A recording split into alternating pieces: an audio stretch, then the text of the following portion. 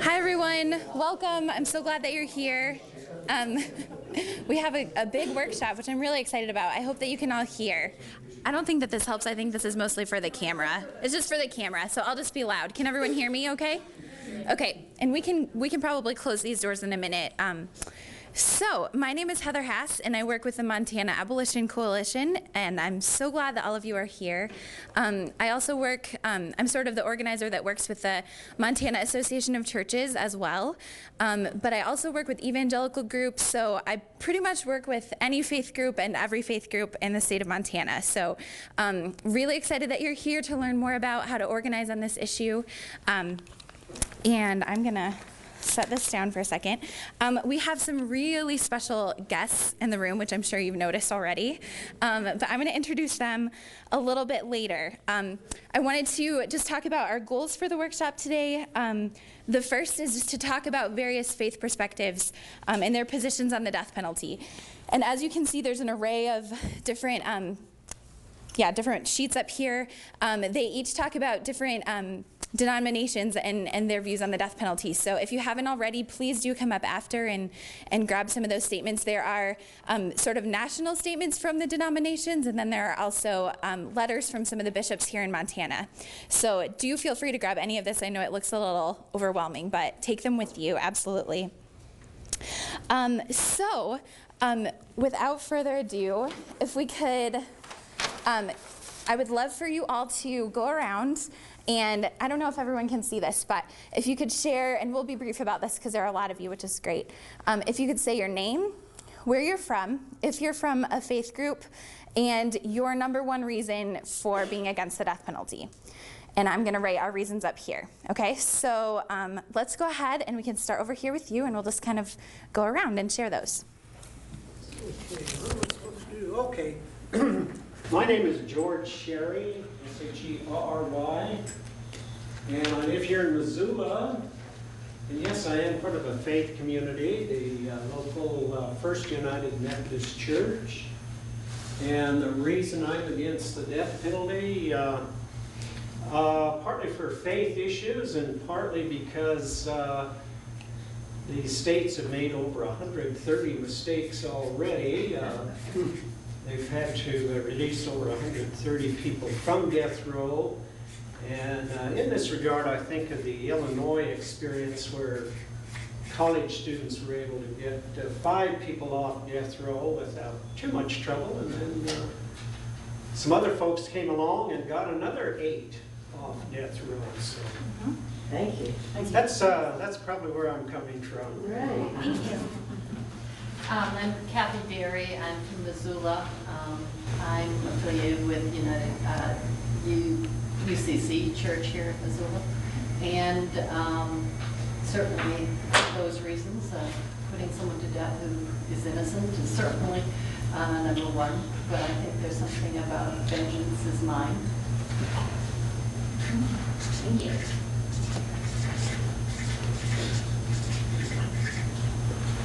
I'm Barry O'Connell, and I'm from Great Falls.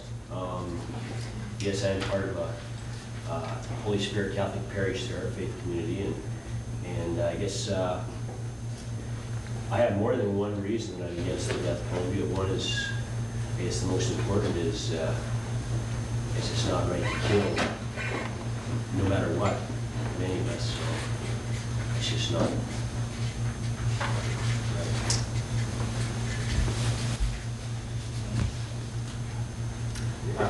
I'm Jerry Clark, and I'm Barry's friend, and these two gals, and we're all from Holy Spirit Catholic Parish in Great Falls. And I guess my number one reason for being against it, we actually discussed this issue as a small prayer group several years ago. And several of us, including Barry and I, were for the death penalty at the time. And in that discussion, we learned a lot about reasons not to support the death penalty. And several of us changed our position entirely. And since then, we've heard testimony from people who have been sentenced to death and were found later to not have committed the crime. And we've heard stories about how it's affected the victims of crime as well, and their families, and how it has not been healing in any sense of the word. So that's kind of where I am. And I'm Caroline Clark, and Jerry is not only my friend but my husband. And all of the reasons given so far certainly are ones that I feel, but another reason that I have to be against it is that even if the person is guilty, they should have a chance to repent and be redeemed. And the death penalty negates that possibility for them.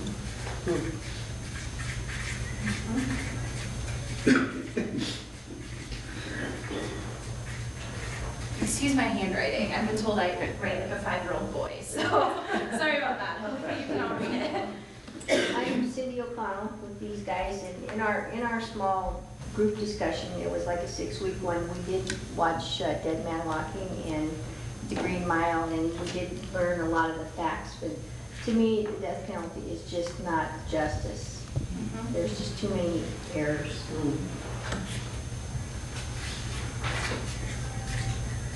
I would like a picture with you.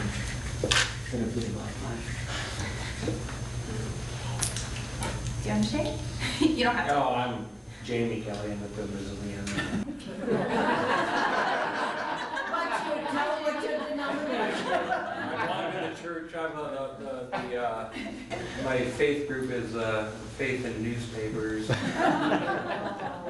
the word. And I'm not officially supposed to have a position in front of all you about the death penalty. We're looking at your back. As a president,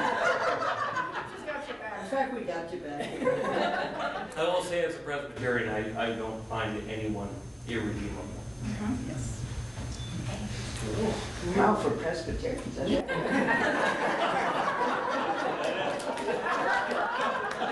article of faith. Catholics learn it too.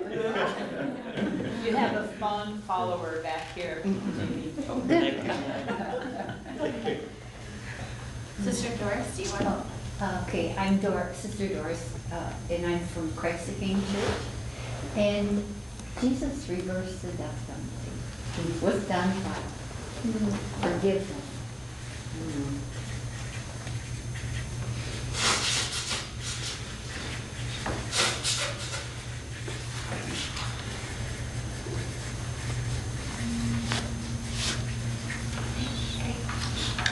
My name is Don Spreitzer. I'm St. Paul Lutheran Church is my faith group. Western Montana Spiritual Development Council as well. All those reasons up there basically, plus I think it's the epitome of cruel and unusual punishment.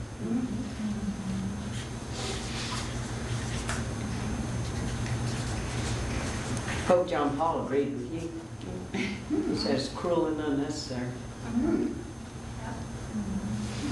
I'm Pam Sheldon. I'm the administrator for the Montana Association of Churches. I guess I'm like in everything. I don't know, can I affiliate? But I'm married a Lutheran, so I guess that's what I am now. But with the churches, I'm ecumenical minded. And when I took this position 2 years ago, I had not, truthfully not had taken the time to think of it and learn about it.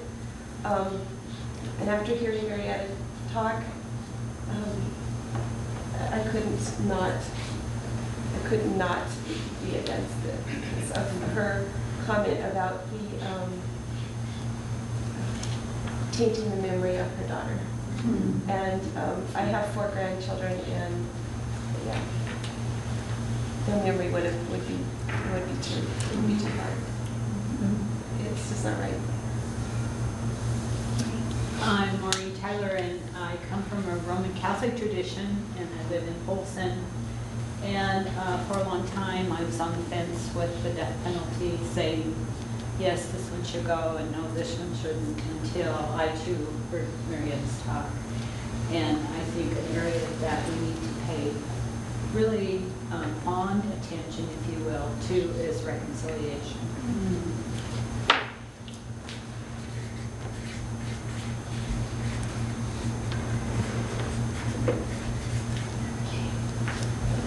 My name is Bob Scott. I'm from Hamilton, and I'm a member of the St. Francis Parish there, and serve on our Social Justice Committee. I probably came slowly to the recognition that the death penalty is wrong, although I've been against it now for a number of years. As an activist, I've been an activist in politics all my life, and even back in the 60s was a little more, maybe a little violence here might help us. I've come completely around nonviolence in all activities is the only approach towards getting any change done, and the faith reasons which have been nicely enumerated here are very important to me. If Jesus walked among us now, he would not support any death penalty in Montana. And I think we would immediately see how wrong it is. And I agree with this gentleman. I think it's unconstitutional, it's cruel and unusual punishment, regardless of what the courts may have said over the years. I think it's right there in our Constitution. I'm Donna Young, and I'm the pastor of the First United Methodist Church in Plains and Paradise. And I just, for all the faith reasons listed there, but I agree with what you said. You just don't stop violence with violence. It just doesn't make any sense. No, it doesn't work. Anywhere, anytime. Okay. And Sister Helen, we'll get to you. Don't be worried. Someone over here want to start at this table? I'm Tom Hagan, and from Missoula, along with Christ the King Parish. And I'm opposed to the death penalty because it's unjust, it's immoral, and mistakes can't be corrected. Yeah, well put.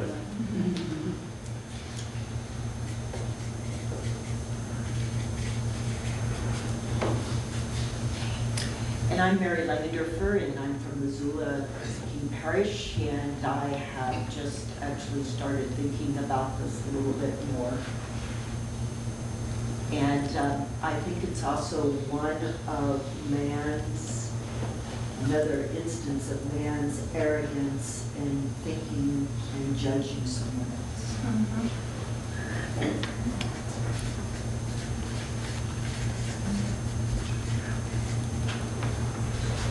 And I'm Mark Douglas. I am the co-pastor for the United Methodist Campus Ministry over at the university.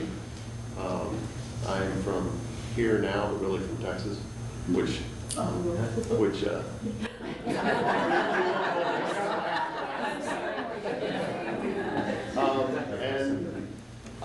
while I agree with all the faith reasons that we've outlined so far, the fact is that practically it just doesn't work. It doesn't do any death penalty, doesn't accomplish any of its goals, and it's expensive as hell.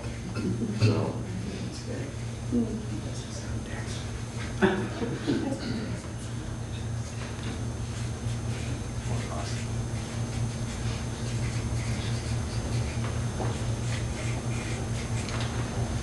My name is Ken Dyeroot, and I'm from Missoula. I grew up in the Lutheran Church, and now I attend the University Congregational Church. And I'm part of the civil justice system, not the criminal justice system, but it's a human system, and it makes mistakes, as other people have said. And I think it's about as contrary a thing that people can do as contrary to Christ's teachings as anything people could do. My name's Tom King. I'm from Missoula. I'm a ordained minister in the Covenant Church. The Covenant Church closed here a number of years ago. So I worship at UCC and serve as a minister of spiritual formation there.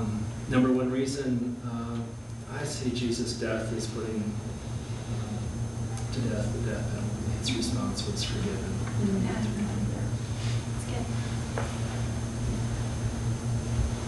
I'm Sister Marie Core. I'm a native of Missoula, St. Anthony's Catholic Parish, retired St. Pat's chaplain. I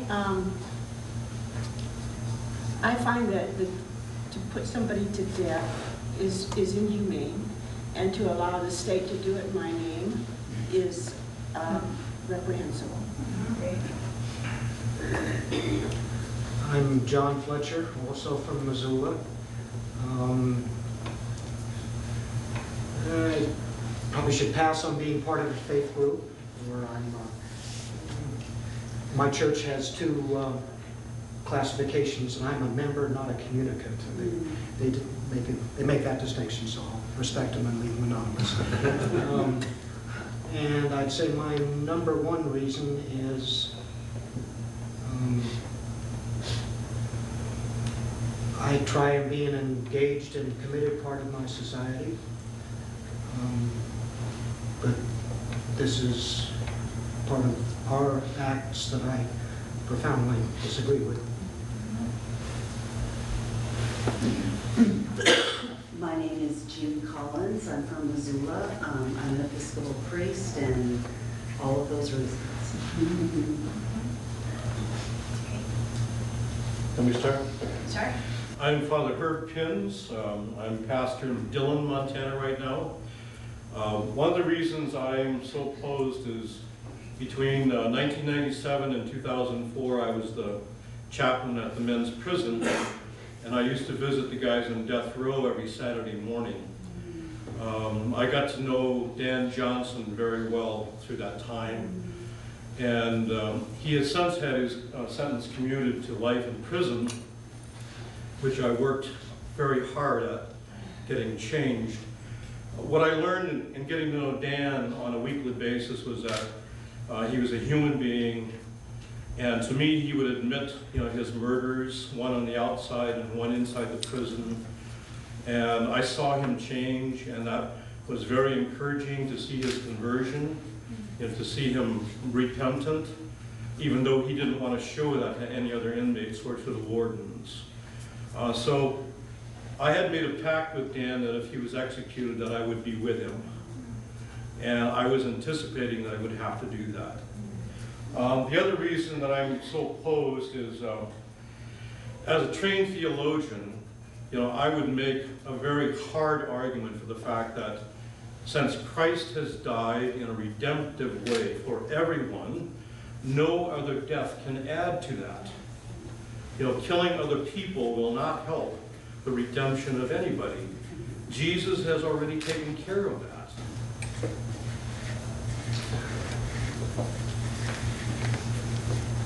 Trained theologian.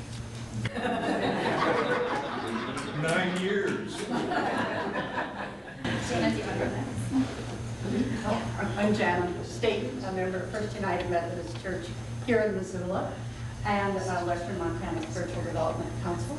And I think it really comes down for me that we all need redemption, and we should never take that chance away from anyone. And when I read the story about Jeffrey Dahmer, who fortunately committed his horrible murders in Wisconsin, which never has had the death penalty, and came to understand himself as somebody who could be redeemed even after that, before he was killed in prison, not by some other inmate. I really came to understand that there's nobody outside of God's will. My name is Matt Randles. I'm the pastor of Headwaters Covenant Church in Helena. And again, every reason up there. But I think because I worship a Lord who was unjustly executed, how can I be part of a system that can unjustly execute? And I'm Deacon Bob Lane from Three Forks Catholic Church. for all those reasons, and also because of the inequality of how the death penalty is handled now.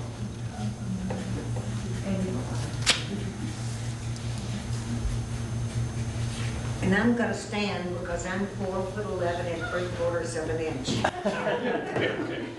I used to be 5'1", but as you get older, you get smaller. Anyway, I am from, I'm not a native Montanan. I'm originally from Homestead, Florida, south of Miami, but have been in Montana for about 14 years.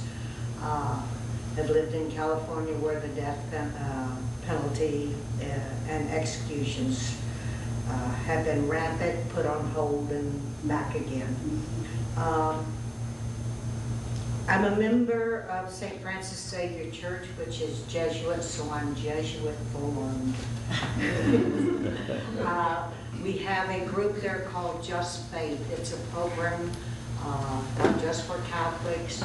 There's a Protestant, it's faith-based. There's a Protestant formula. There's a Catholic formula which goes with Catholic prayer. Methodists use this also. It's out of Louisville, Kentucky. Just look up Just Faith on your website and bring it into your church. Have been a member of this group for 3 years, and we just completed a nonviolence violence communication study. The death penalty is violent. And violence does not form peace in any way. If you want peace, there was another trained theologian that said, if you want peace, fight for justice. I'm Gail Gilman, First United Methodist Church in Missoula, and I believe in redemption and the power of nonviolence. And I also think that for those who have anything to do with putting people to death, it's got to affect something inside, something within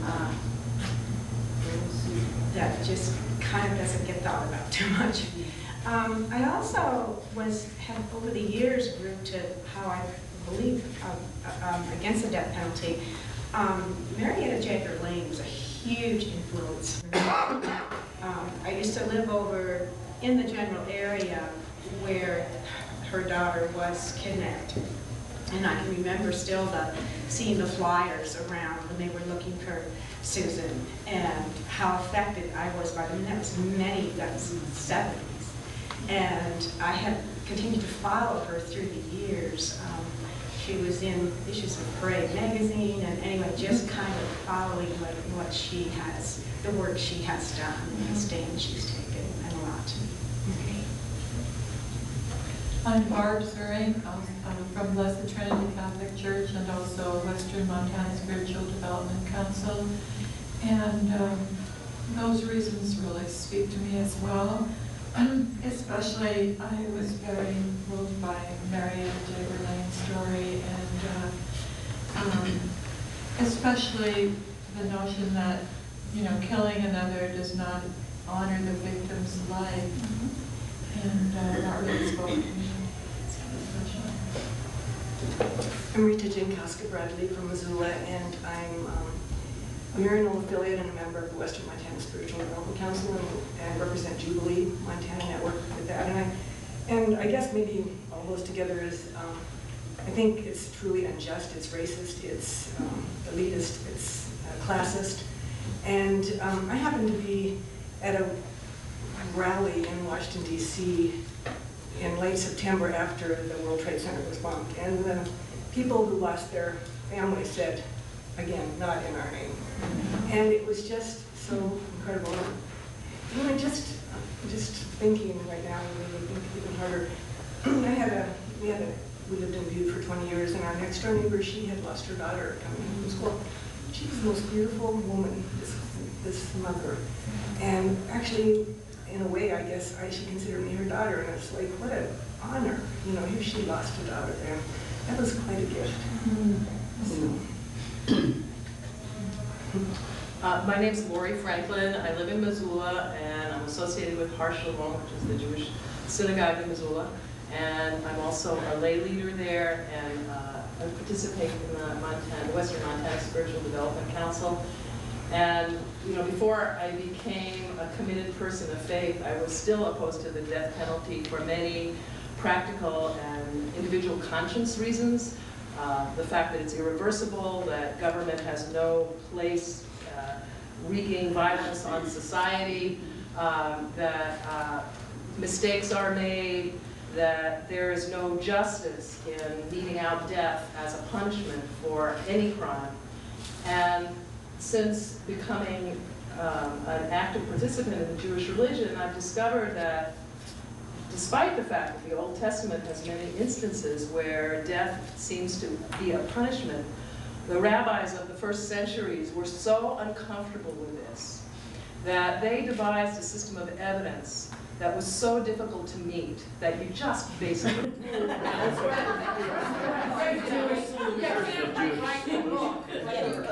but you can think for yourself and interpret things. And it really speaks to me to hear what has been said today about Christ's teachings. It makes a lot of sense.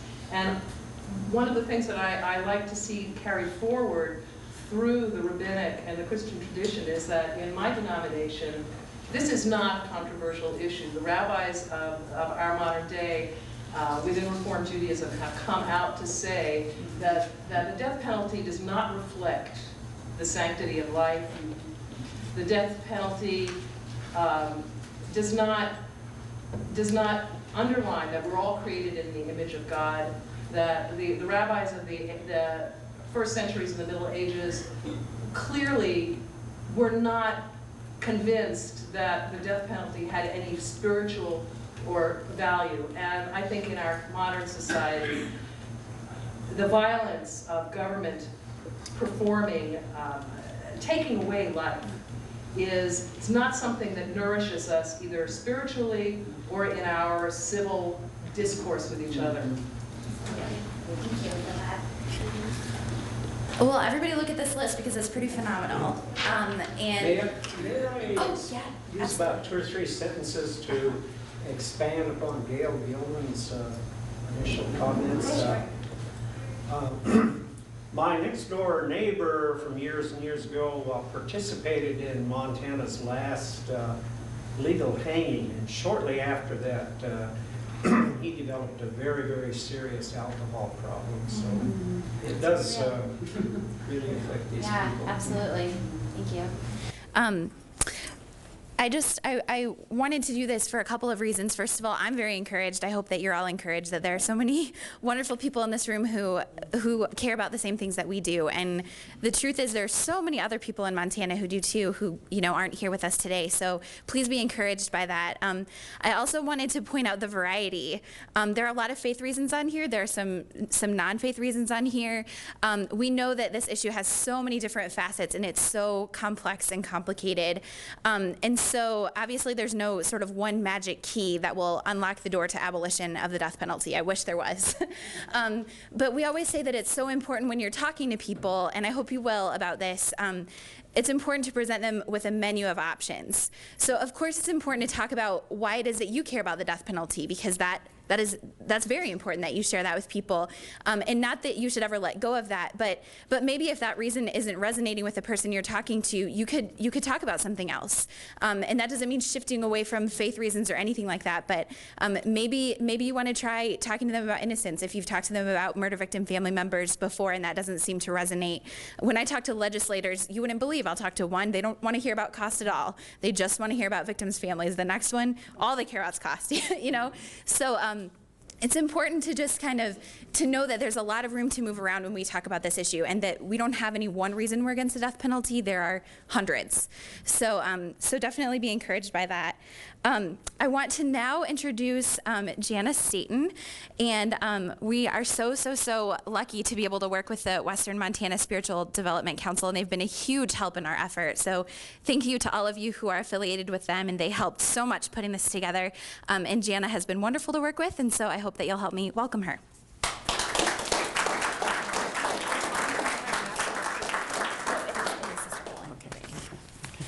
Thank you. So I have the honor and great pleasure of introducing a new friend, Sister Helen Prejean. You have to know that when the Spiritual Development Council kind of got going, we had a hit list of big names that we wanted. Bishop Tutu was one, Jim Wallace was another, and I think you were the third. And so we're 2 out of 3 ain't bad. We had to wait a little bit, but it's been worth it. And I just wanted to say in introducing her and letting her really help us understand this, that in reading her book, I was struck by the fact that her involvement in this issue wasn't an intentional calling from God, that the heavens opened and God said, Sister Prejean, I think you'd like to do something about this. It was kind of, she agreed to be a pen pal, something any of us might be willing to do. And so it's kind of encouraging to know that the nuns don't have a special pipeline. They have to figure it out just like the rest of us. But the difference is that she went on to make this a mission for her life, and especially to understand that secrecy and not talking about it is what allows it to continue. And I think that's true in the faith communities. We really don't talk about it. It's really not our problem. It's just under the radar. And I think the change that she's wrought by her books and her work has been to get us to talk about it and to think about it and to have the courage to talk to others about it. So we welcome you back to Montana. And thank you.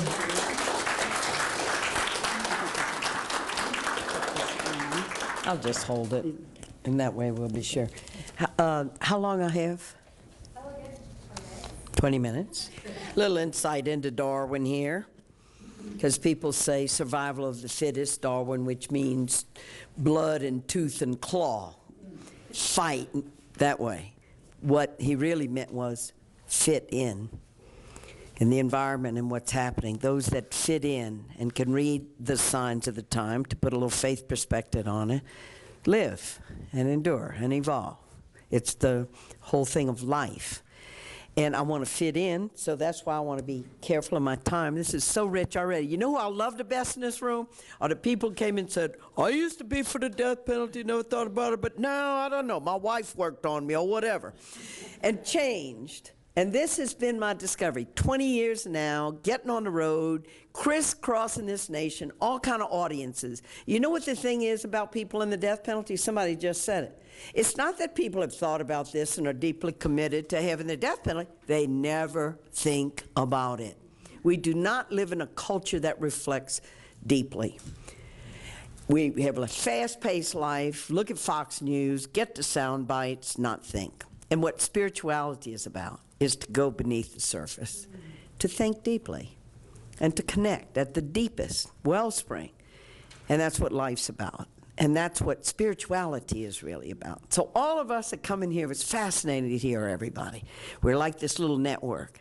I want to take my little few minutes to just share with you, and it is about the journey, and it is about how do we discourse. Any faith perspective is always, how do you share the good news with other people? What's the journey? What's the witness? What's the life-changing thing? Let me tell you, whether it's Jesus or, see, in Judaism, they figured out a way not to kill anybody. They figured out a way because wise rabbis took the scriptures and meditated on them and interpreted them and chose life. And we all are engaged on this journey. Now, know this, that in the 80s, when I began, I wrote to Patrick Saunier in 1982, and lo and behold, in April, it was just the anniversary, April the 5th, he was killed in front of my eyes. I watched a human being being strapped into a chair and electrocuted to death. And mine was the last face he looked at before they killed him. So, I mean, and if you notice in the accounts of Jesus' death, they just put like one sentence, and they crucified him there. What words are you going to put of the killing of a human being. And I was drawn into this, sucked into this, seduced into this. Sneaky God, get me into this. I mean, you don't set out to say, I'm going to be a nun who goes to death row. I mean, you don't set out to do this stuff, but you get involved with human beings.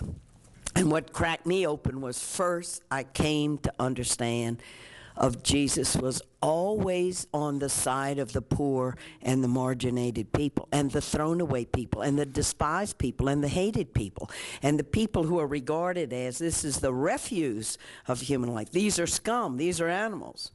Opening salvo from the chaplains that I interviewed to go to the prison in Louisiana, the priest said to me, "Sister, you have to remember these people are the scum of the earth. They're going to try to con you." And this was the chaplain at the Louisiana State Penitentiary. Since the 70s, mainstream churches the leaders began to issue statements against the death penalty. I mean, I remember we assembled the list of all of them, Presbyterian, Methodist, Catholic bishops, about the death penalty. And it was statements on paper. And you got to the people in the pews, and the people are saying, fry him. Because you never heard it from the pulpit.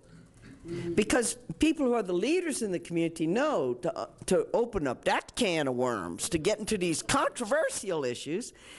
And that was the first discovery about being with poor people, is that controversy starts following you like a hungry dog when you start getting involved with poor people. Look at the health care debate. If you're taking the side of poor people in the health care debate, look what happens at the Thanksgiving Day table. Look what happens. And because I was privileged, see, I grew up in Baton Rouge, Louisiana. It's first, I'm writing the spiritual journey that led me to death row right now. It'll be my third book, and it's wonderful to go back to just see how grace unfolds in your life. I never made the connection between justice and my faith. I lived in a spiritual, I wanted to be prayerful, I wanted to be holy, I was a good nun, I taught kids. And African American people are being shot by the police. They're dying in a neighborhood literally almost abutting our mother house in New Orleans. And I never went to any of those places. I didn't know any of those people. And what did my faith have to do with going and being involved with African American people in the inner city? I mean, the big problems, that's what God takes care of, right? I mean, you know, you pray for all the poor people in Haiti or whatever. Yeah, we send some money. Or you know, you get your cans for Thanksgiving with the yams and the baked beans and the turkey and send it to the poor. I thought charity was just fine, what you had to do. What do you mean we're going to get in there and start to change structures? What? I didn't know about social sin. I didn't know about it. And that waking up. Waking up. A great story about Buddha. He's coming along and people say, what are you? Who are you? Are you a god? Buddha says, no, I'm not a god. Well, what are you? You a prophet? No, I'm not a prophet. Well, what are you? He said, I am one who is awake. And all spiritual traditions are about awakening. And that connection that we are all brothers and sisters. And now it's even being extended to Earth and the planet. And you can't live in Montana and not be connected to Earth. So the awakening led me to poor people, saw them in the neighborhood, so the prison coalition offices, they are meeting people now involved in working for justice. Like us, people involved. Best definition of justice ever heard, just us. You ever notice? Small group of people, but you're awake and you're active. And so things begin to happen. Along the way, the discourse and conversation and relentless dialogue with my church, the Catholic Church. When I started out in 1980 after Patrick was executed, and I come out of that execution chamber, throw up, never watched anybody be killed in front of my eyes before. And so I knew I was a witness, that I had to start telling the story. We needed to start organizing in Louisiana, and the one I had the most trouble from who wouldn't do anything was Archbishop Hannon, our Archbishop, because he'd been in the military, and he believed in the death penalty. And we couldn't get our Catholic bishops to do anything, because their statements were so watered down, the prosecutors would quote the bishop's statement, and that's not helpful. It is not helpful. Could have used some trained theologians here, but anyway.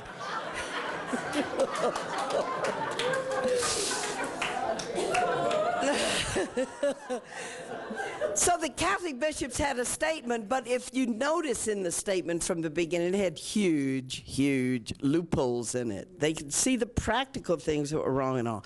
But principled opposition to the death penalty with no exceptions, Amnesty International had it, Universal Declaration of Human Rights had it, but not our Catholic teaching. Because they upheld the right of the state to take life, and then just says practically it furthers violence. But man, I'm telling you, with all the loopholes in it. And so here goes, in its relentless discourse, it's keeping the dialogue going. It's not giving up on the dialogue. It's keeping it going in the parish and with the archdiocese and with the people. Here's the thing I know about the church. The church is really the people. I mean, the church is really us. The believers are really us. And the leadership sometimes gets it and sometimes they don't, but it's the gospel that we have to be faithful to, all of us, all of us. And in the second book, Death of Innocence, I talk about this ongoing dialogue with my Catholic Church. And I talk about, in the second story, a man by the name of Joseph Odell in Virginia who was innocent. My second book is about two innocent people that I was there at their execution and accompanied them. Joseph Odell in Virginia was one of them. In Italy got involved. They sent delegations over from the Italian Parliament to try to save Joseph Odell. Pope John Paul heard about it, got involved, and I got to have a direct, in his lap, dialogue, not me in his lap, but the letter I sent.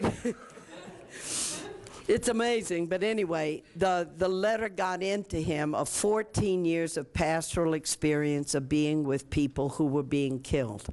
And pastoral experience is what we all need, where when you're having the theological discussions and when you're having the human rights discussions, when you're having the civil rights discussion, when you have somebody who comes in and says, let me take you there.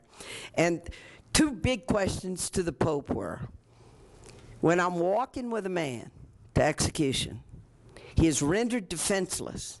He has chains on his legs. His hands are handcuffed to a belt around his waist. He's surrounded by guards, and they're going to take him down this hall, and they're going to strap him in, and they're going to kill him. And he says, sister, please pray that God holds up my legs. I said, Your Holiness, does the Catholic Church only uphold the dignity of innocent life? That's what the Catechism says. Inviolable dignity of innocent life. Well, what about guilty life? And there is no dignity in this death. And then when you have a chance to dialogue, that we have to be really honest. And the honesty came through was, I said, you wrote a great encyclical in 1995, The Gospel of Life, and you took the death penalty and you pushed it to the edge, and the Pope did. And he said, because we have a way to defend society, that the death penalty should be rare, if not non-existent. The crucial thing with the theologians and the people who are going to debate this is, but are there any exceptions? Are there any exceptions? Because if there are exceptions and death is still on the table and government's going to be the one to decide if where the exception is, you still have the death penalty. And you have the designer death penalty arguments, including Obama, who has said, I'm for the death penalty for a truly heinous crime, no doubt about the guilt. And an interesting thing that he puts in there, in order that the full outrage of the people can be expressed. That's Obama's position on the death penalty that he stated when running for president. So here you had the Pope in his encyclical saying, it should be rare, if not non-existent, because we have a way to defend society, so we should use bloodless means. But he added in there, but in cases of absolute necessity, the state can execute. And I said, Your Holiness, your words are going to be quoted for death, because whenever anybody wants to execute anybody, they will claim it's an absolute necessity. In Kenya, a 14-year-old girl that has a baby out of wedlock. After the baby is weaned, a hole is dug, the child is put in, and she's stoned to death. In Malaysia, when you walk into the airport, death penalty for drugs. Death penalty. You can't ever trust it to governments to decide when you do this or that, an absolute necessity in us that we can kill you. You can't. You got to take it off the table. And providentially, the Catholic district attorney in New Orleans quoted the Pope's words in an interview. And he said, we can't get enough death penalties in New Orleans. And here the Pope has said in cases of absolute necessity, well, every death penalty we get is an absolute necessity. And I could put the words in his lap. Your words are going to be quoted for death. The Pope changed the catechism. The Pope did it. It wasn't Cardinal Ratzinger then. It was Pope John Paul.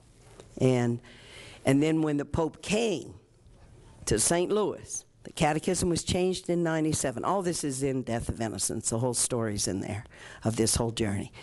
For the first time, the Pope addressed the death penalty. He had been in the United States 4 other times. Because I remember when he was in Denver, we were trying to get the Pope to speak out, trying to get to the bishop there, to get to the Pope, speak out, speak out.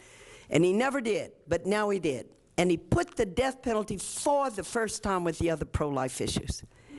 And when he made the statement, you know, about the usual pro-life issues that we concerned about in life, like unborn children, born children, mothers of unborn children, euthanasia, physician-assisted suicide, and he added, and no to the death penalty because it is cruel and unnecessary.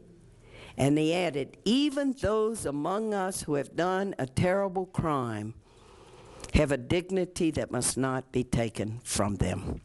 And when that happened in '99, then the Catholic bishops began to line up behind the Pope, and they have declared a campaign to end, Catholic campaign to end the use of the death penalty. And bishops did what bishops do. They printed a pamphlet for that campaign. They printed a really nice pamphlet.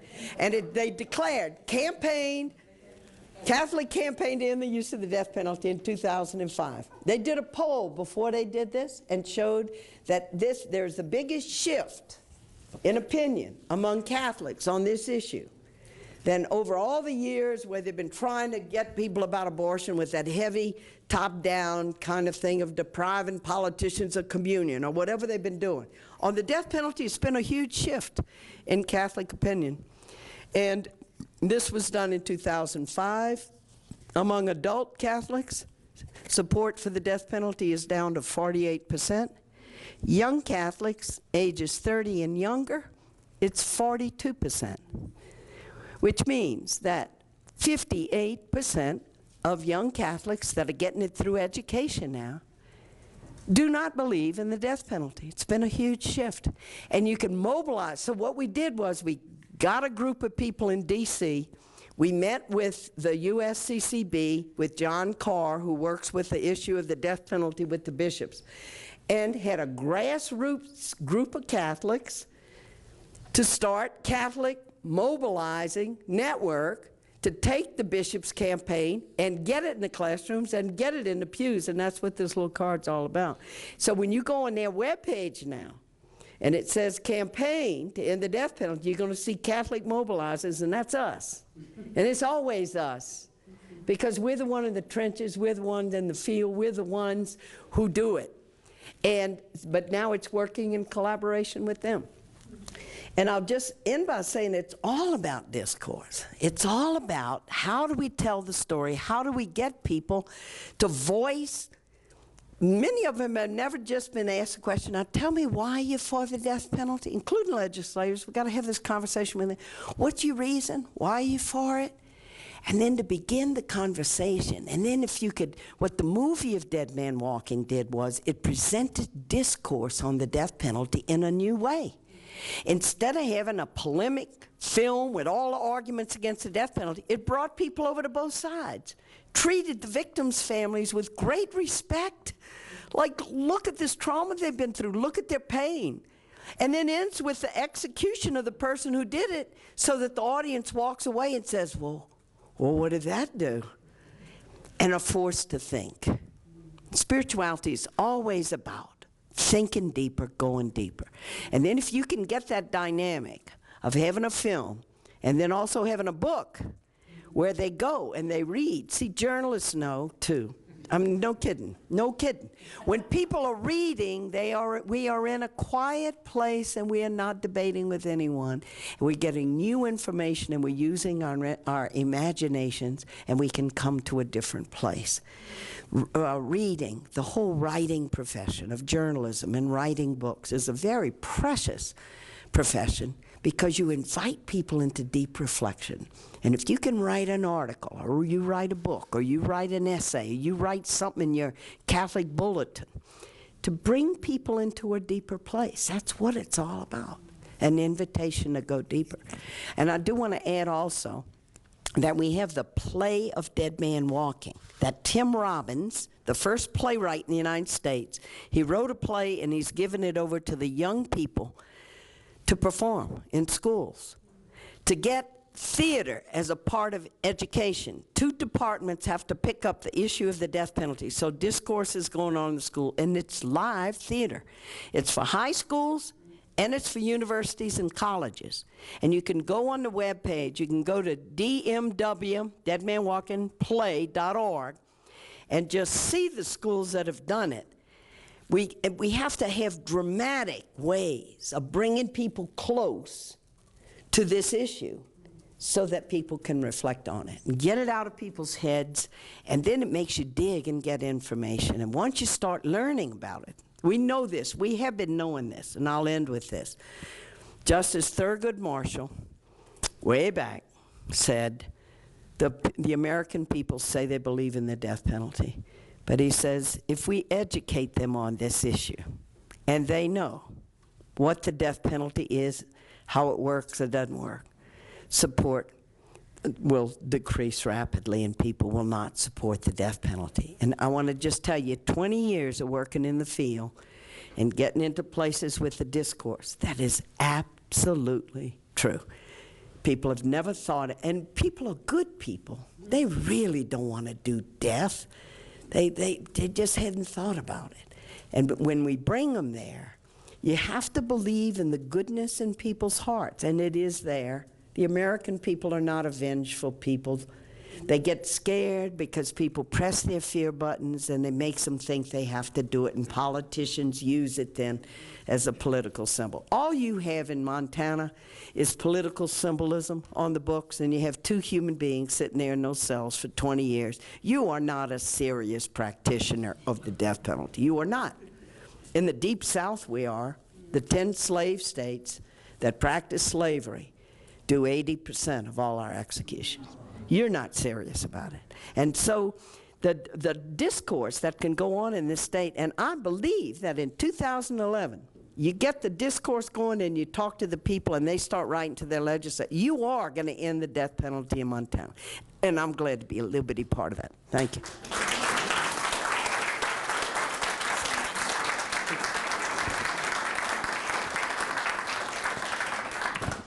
All right, well, thank you so much, Sister Helen. And now I'm going to introduce to you all my pastor. And it's pretty pathetic that I'm going to read his bio, but I want to make sure that I get it all right. I should know it. But so Matt Randalls is the pastor of Headwaters Covenant Church, a new church starting in Helena. The vision of the church is to have a faith that's more than words. On the last Sunday of the month, instead of having a worship service, the church gathers for an all-church service project in the community. Pastor Randalls has a Master of Divinity from Fuller Theological Seminary, and so please help me in welcoming Pastor Matt Randalls.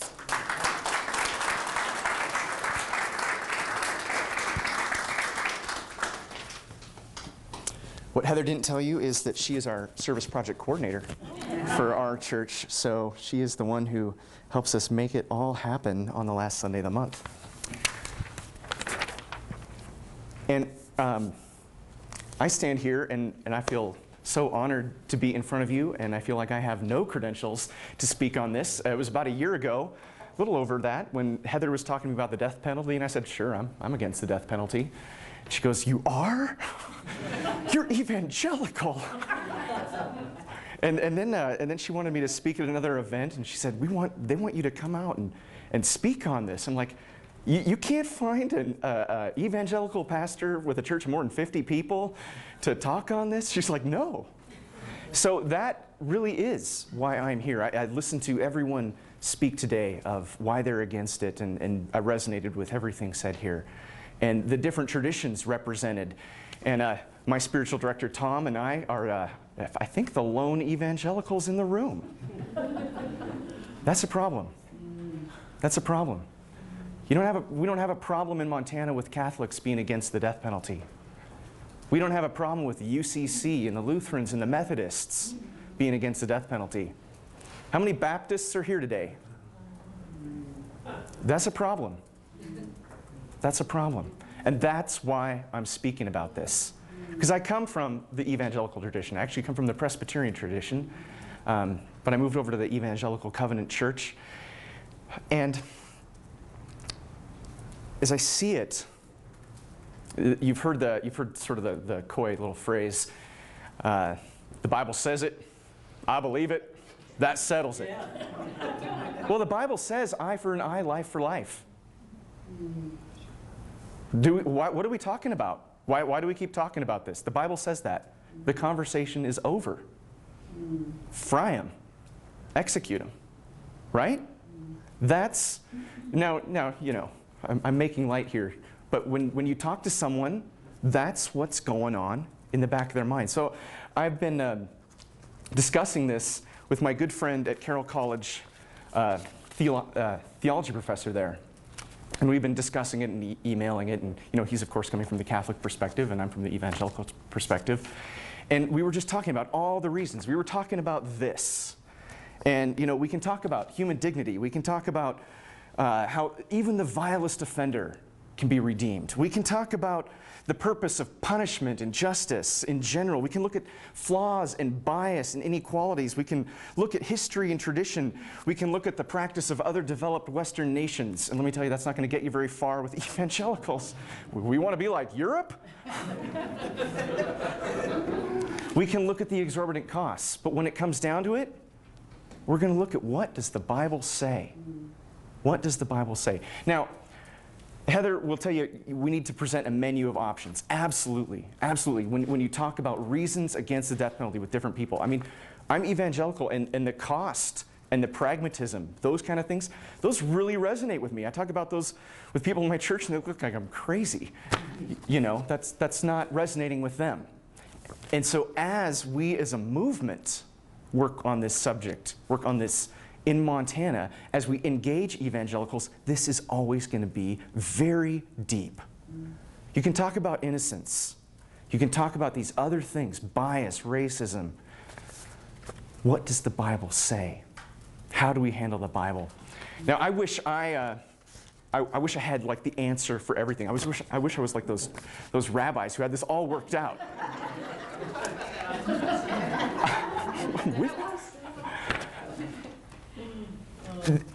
I haven't arrived on this subject. I haven't arrived all the way. Because as I look at it, so often it comes down to, well, yes, the Old Testament says X, Y, Z, but then Jesus says. We quickly get into this place of pitting Jesus against the angry God of the Old Testament. We have to apologize for what the Bible says. Oh, well, yes, man, they were pretty hard on the Canaanites there. They went through there and, you know, did ethnic cleansing. But now God is nicer. That's not going to get us far with evangelicals. We need a theology that can handle the God of the Old Testament, because it's the same as the God of the New Testament. We need to figure out how this works. And I wish I had the magic bullet that would do it. Obviously, we look to Jesus. He is the definitive revelation of God. He died for our sins. I love how you put it. There is no death that can add to that. That is wonderful. That is wonderful. I'm hanging on to that. I'm stealing that. So, and that's also good to re-quote back to him that he who has not sinned cast the first stone. yes, absolutely. And I don't know why they ignore that. We all have our proof texts. That's right. Include Justice Scalia. Well, that's just what he throws out. Right, right. So as I look at this, I see this vast population of evangelical Christians out there in Montana who aren't thinking deeply about this because it isn't brought up, it's not preached, it's not talked about. And we're taking it for granted. Oh yeah, we got 2 guys on death row. We're not big offenders here. It's not that big a deal. It's not urgent. Shouldn't we be worried about the poor? Shouldn't we be worried about the unborn? So it takes a backseat to other issues. And we can't settle for that. And we can't do it without them. We need to figure out how to engage them. I cannot be the only evangelical voice in Montana to speak on this subject. We can't settle for that. We need to cross the barriers and talk to Baptists about this, the evangelical free, the mega churches in Billings, in Bozeman, in Missoula. We don't have any in Helena, but we should be talking to the churches we have. And we need to say, this issue matters. And we're not going to do it alone. And I think that's what I have to say. That's great.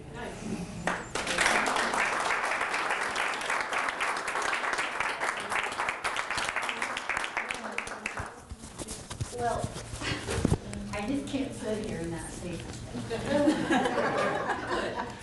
Okay, I want to speak on behalf of the evangelicals.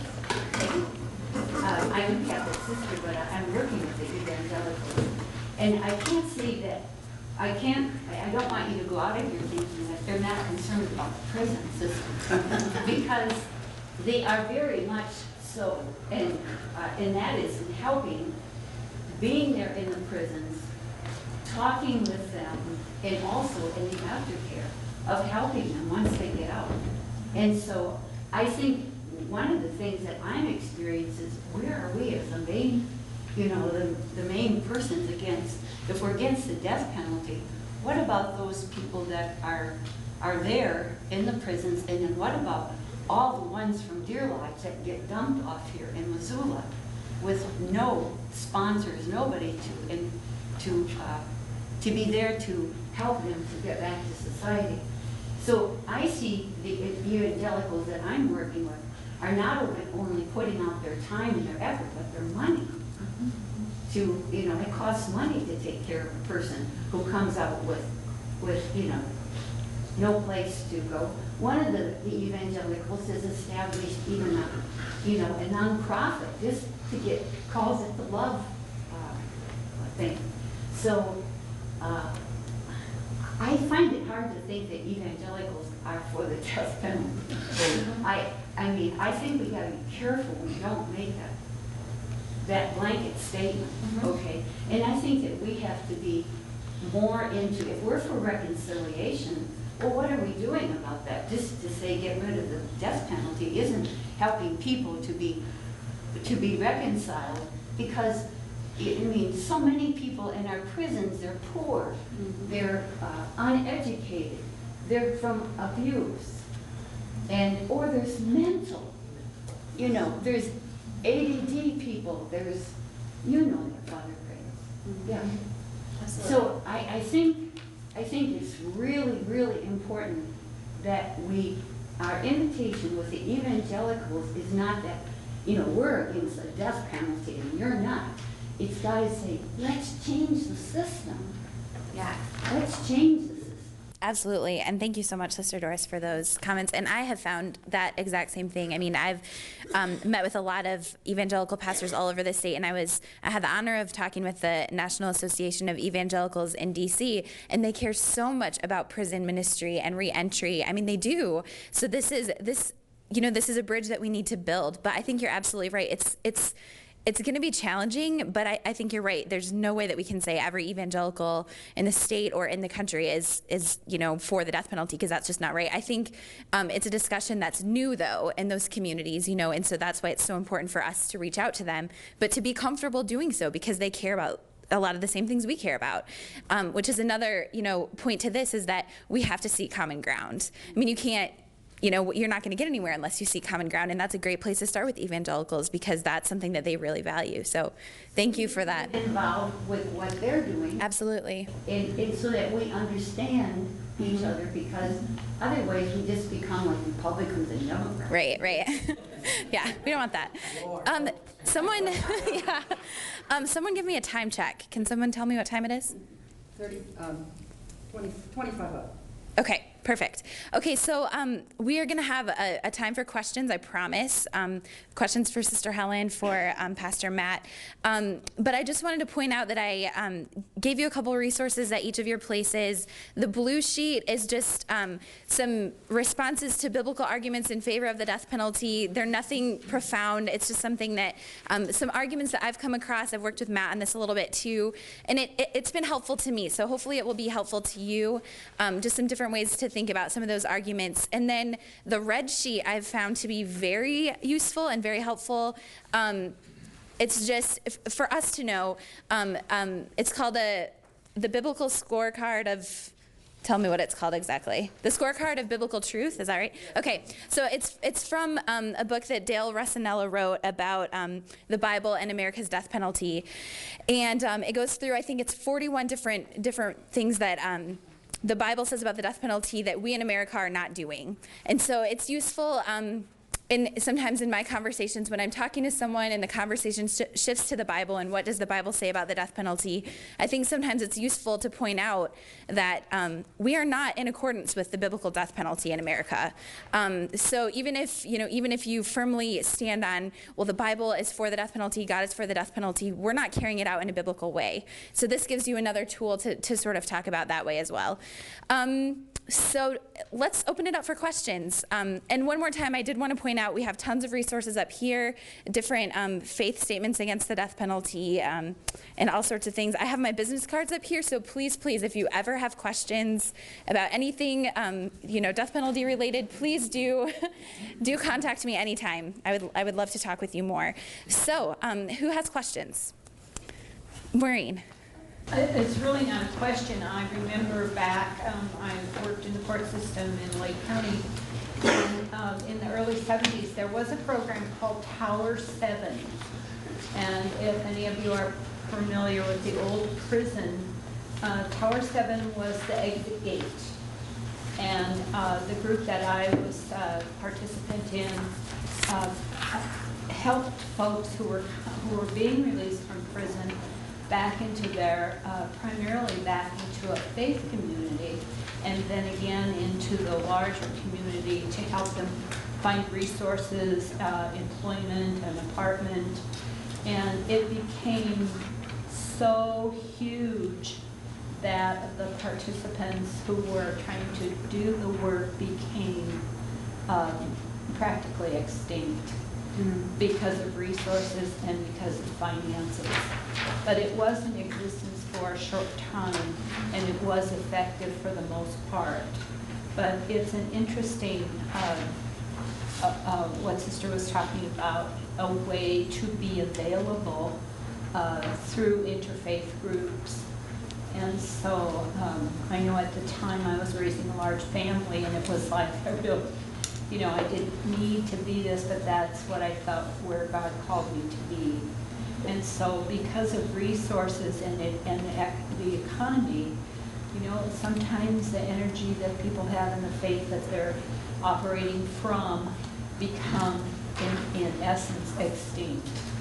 And so I guess the leadership needs to invoke or inspire, perhaps spiritually, other young people such as yourself.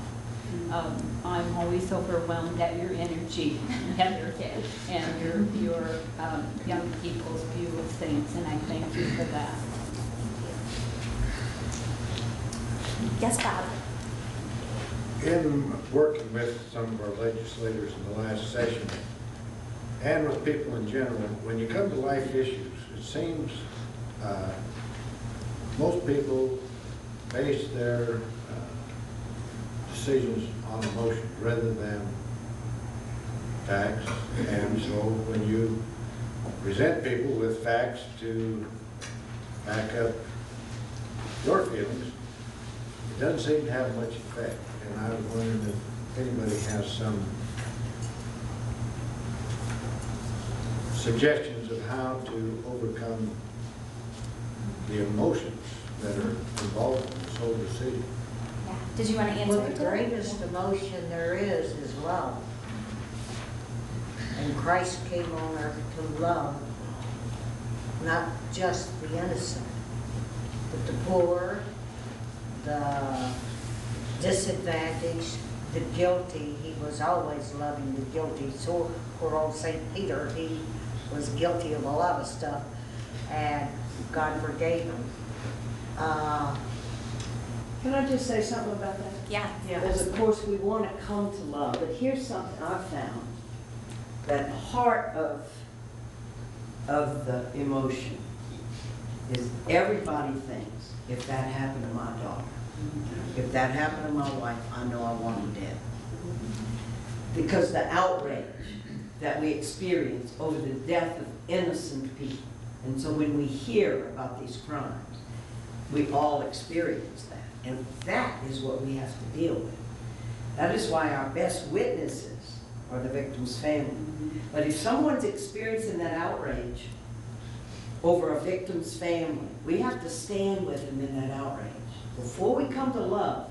Because the outrage means I know a human life has been violated. I feel that. I feel anger over that. I feel frustration and trauma over that. And we have to stand in outrage. And any journey that we construct has got to bring people through the outrage and to stand with them there and then bring them over with us. And so that's not done in a just up-down discussion. But I find that when I'm talking to people and they are furious about these people that have done these crimes, and if I can just say back to them, I hear your pain, your outrage over what happened to innocent people, and I'm outraged too. That's a starting point of the conversation. Because of course we know we're supposed to come to love. We know Jesus said love the enemies. But how do you reach that? How do you get there? So that emotional journey is a huge one. In fact, Harry Blackman finally dissented on the Supreme Court from he said, I no longer tinker with machinery of death, because finally those juries that are making decisions, that's not a reasoned process of law that goes on. It's just huge emotions that are in turmoil, and people, maybe their grandmother told them something or whatever. It's not, you can't really apply law when you're dealing with such emotion. That's all I want to say about that. And even stand with them in their outrage, even if they don't come around your way. Well, absolutely. Remember, conversation, it's ethical, I think, to feel outrage over the death of innocent human beings. Who's not outraged over that? If it were anybody in our family, we know that. Think where we would be traumatized would be. You know, and then if somebody in a conversation, like those of us who are religious, say, well, you know, Jesus said to forgive. Like, I mean, there are horrible stories that victims' families tell about ministers saying, well, you know, your peace is going to lie. You're going to have to forgive. You know, you have to. I mean, that's so outrageous to say that to somebody. It's ethical to feel outrage. And then you have a starting point for a conversation. And of course, you don't just stay there. Then you get into the thing of, now let's see what happens when we let the government decide how to apply the outrage. And then you begin taking people into that. Look at what happens, first of all. And that would be, if I do have a chance to have a conversation with President Obama, it would be 5 minutes, I think. Because I'll say, you got to allow the full outrage of the community to be expressed. Have you noticed every time people of color are killed in this country, there's not a blip on the radar screen? When Native Americans are killed, when Latinos are killed, 90% of all the murders in New Orleans are African American people being killed. We never seek the death penalty for the death of people of color. It's a selective outrage. How can you entrust any government to apply to be the ones, to be the arbiters of this death or that death? We will do, even like Scalia, who says God's justice. That government has been appointed by God to be the ministers figures of God's wrath on evildoers. And he does his proof texting with Romans 13. Don't just think it's evangelical.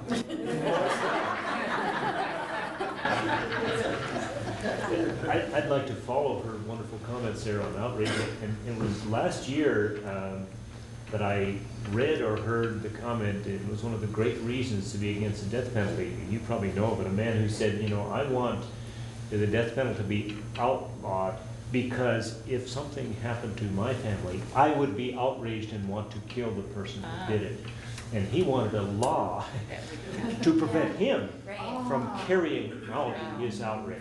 And I thought it really struck me that that was pretty good thinking. Yeah, he said, don't allow me to be a murderer too. You know, keep me from that. Yeah, I remember that too. The state is murder by proxy. Then if you support the state, do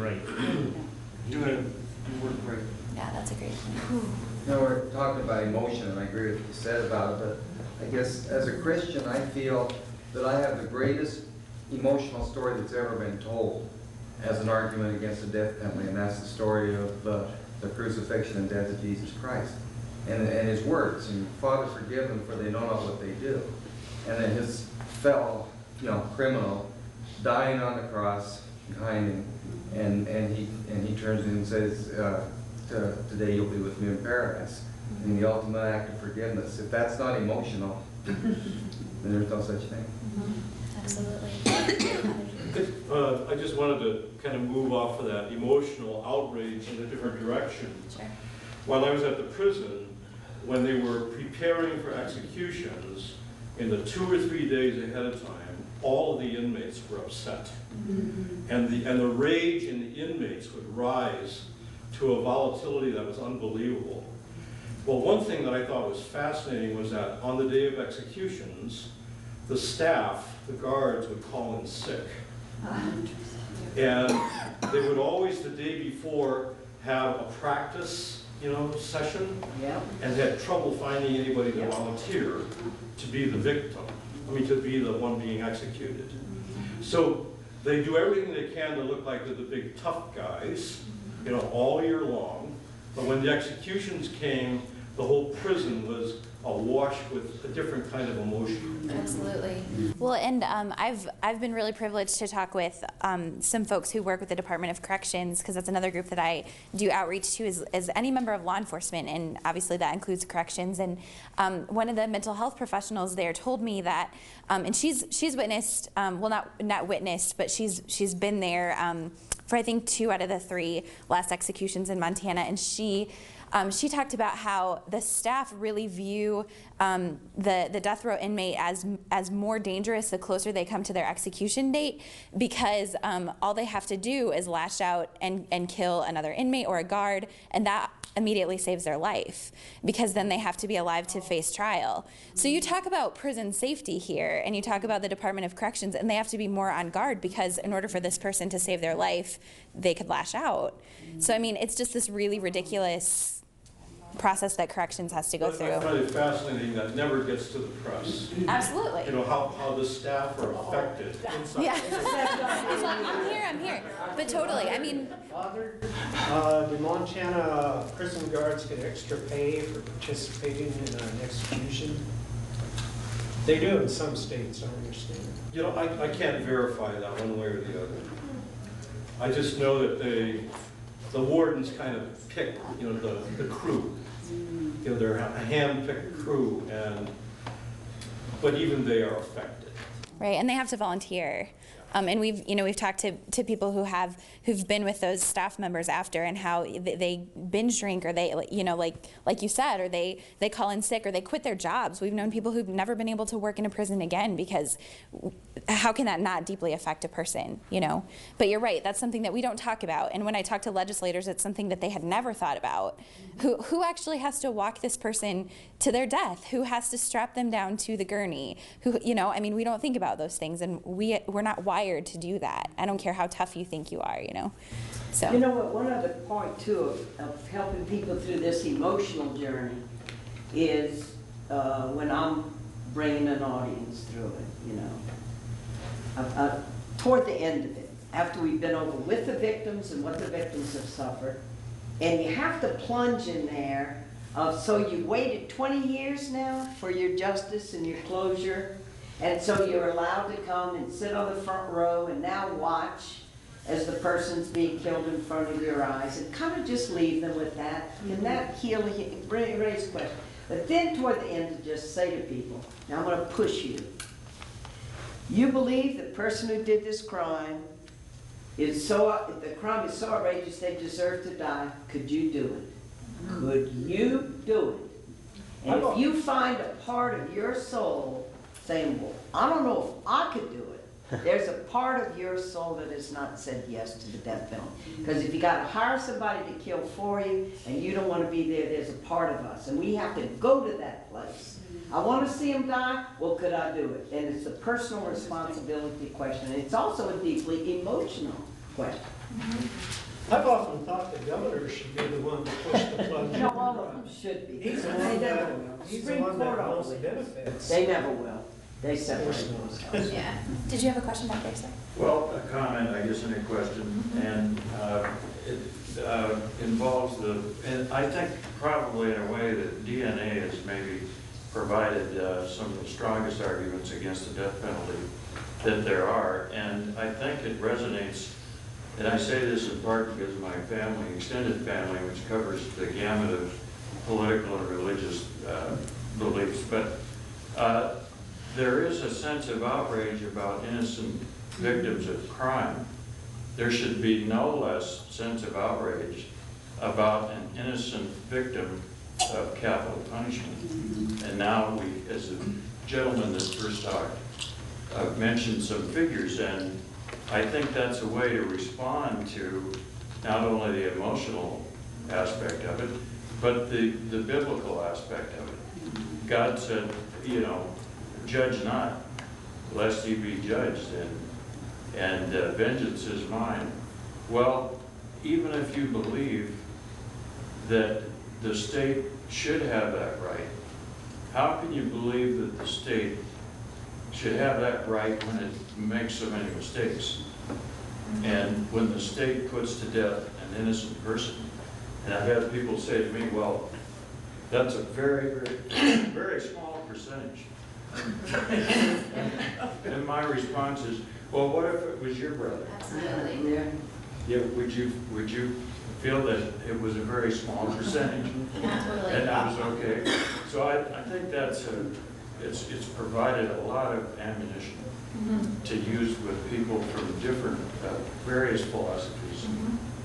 Yeah, and one is too many. That's what I say. One is too many, and how can someone say, no, actually maybe 5 is too many, I guess. You know what I mean? I mean, 1 is too many.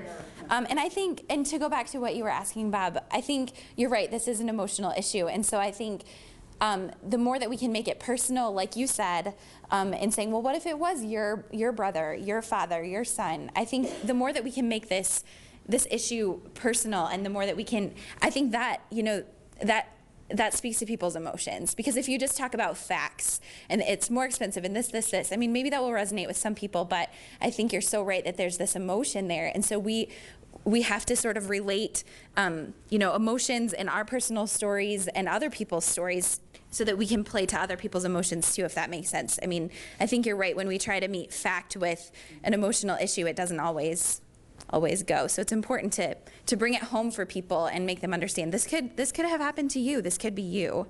So other questions? Yes, ma'am. I don't know if this is a question, but it just kind of occurred to me when we were talking about outrage, you know, and that somehow the system of justice is supposed to satisfy that outrage. Well, I was thinking of the outrage people felt about Madoff. You know, like, why didn't we just kill him? If that was the case. And it seemed like 150 years was sufficient for Madoff. You know what I mean? Some people would have killed him. Well,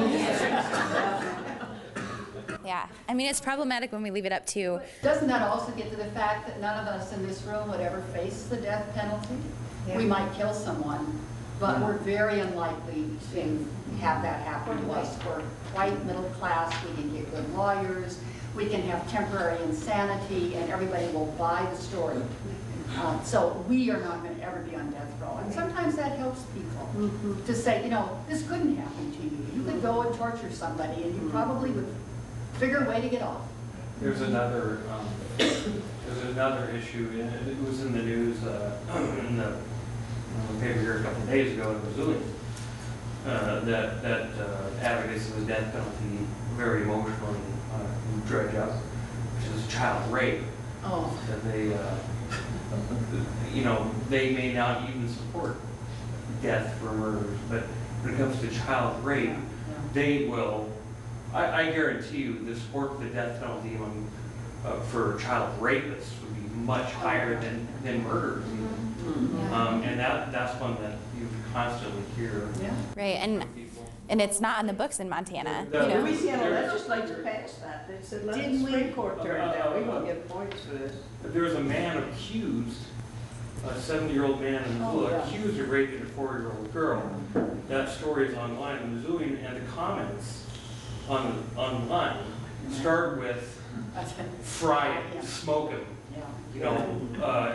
pull the switch on this guy. He hasn't even gone to court yet. Well, that happened to the man who stomped on the kitty cat. Yep. He got death threats for and he shot himself. I mean, he was so scared that he shot himself? Yeah. He killed himself. He used a cat, ran in the paper, and then he got death threats. And then, well, look at the Democrats who passed health care reform. They got death threats. But yeah. No, but I mean, all that. But yeah, we do. We hear that a lot about child rapists, and the thing in Montana is, at least now that's not going to happen. Even if that guy's convicted, it's not on our books. So people. And I think there's total merit to what Sister Helen said about this moral outrage that we feel, and we should be upset about that. But then what do we do with it, and how does that translate? Well, it may not be on our books, as this white middle class American whatever. However, it doesn't take much to have mistaken identity. So it might very well be on our books, whether we want it or not.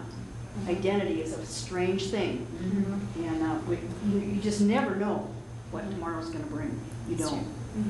Absolutely. Yes, sir. I just want to throw another little thing in here.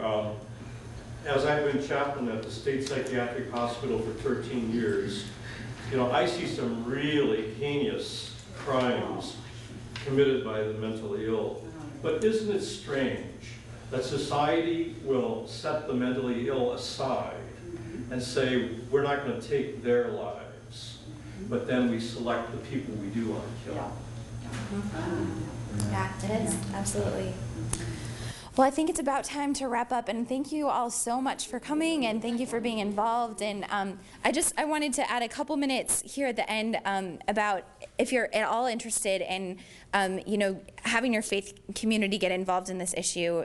I'm sure that many of you are already involved in this. I know that you are, but talk to me. We can provide a speaker to come to your church. We can help you host a discussion or show a film. Matt and I have talked extensively about how to reach out to evangelical communities, and we've decided that we're going to try to do some roundtables that are pretty informal and just discussions. And so if you have any inclination to want to do anything like that, please do. We really need your help, and we really are serious about passing this bill in 2011. We really thought we had it in 2009. We really thought we had it. So this is not something that we're just kind of starting to do long term. This is our push. We have a year, a little less, and we need your help. And we need you to reach out to your legislators, and we need your contacts in other parts of the state too, because luckily Missoula is really great on this issue for the most part. So we need your help in the Bitterroot, and we need your help in the Flathead. So really, please, if you want to get involved in this, do talk to me. Take my business card. I would love to talk with you about how we can get you involved. So thanks for coming, and I think there's a little break now. So everybody, and take stuff from up here. So.